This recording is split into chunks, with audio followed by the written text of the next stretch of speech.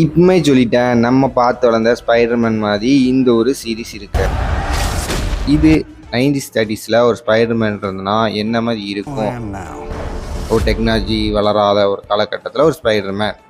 Marvel movie பார்க்குறவங்களுக்கு தெரியும், alternate universe அந்த மாதிரி ஒரு கான்செப்டில் இது ஒரு ஸ்பைடர் ஒரு யூனிவர்ஸ் தான். ஃபஸ்ட்டு ஒரு சீரிஸ் பார்க்குறோன்னா அது 18+ இல்லையா அப்படிங்கிறது தான் ஃபஸ்ட்டு கான்செப்டாக இருக்கும். இது வந்து தாராளமாக எல்லா ஏஜ் கேட்டகரியில் உள்ளவங்களும் பார்க்கலாம்.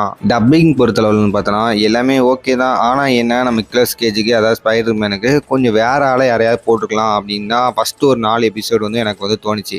ஆனால் அதுக்கப்புறம் 5வது எபிசோடுக்கு அப்புறம் அது செட் ஆயிடுச்சு.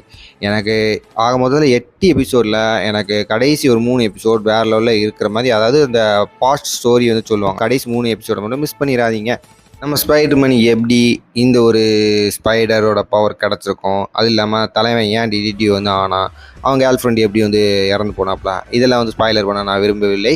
நீங்கள் வந்து சீரிஸை பார்த்து தெரிஞ்சுக்கோங்க. சீரிஸ் கொஞ்சம் ஸ்லோவாக போன மாதிரி இருந்தாலுமே நல்லா தான் இருந்துச்சு. ஒரு வித்தியாசமான ஸ்பைடர் மூவி பார்க்கணும், இதை தாராளமாக கன்சிடர் பண்ணலாம்.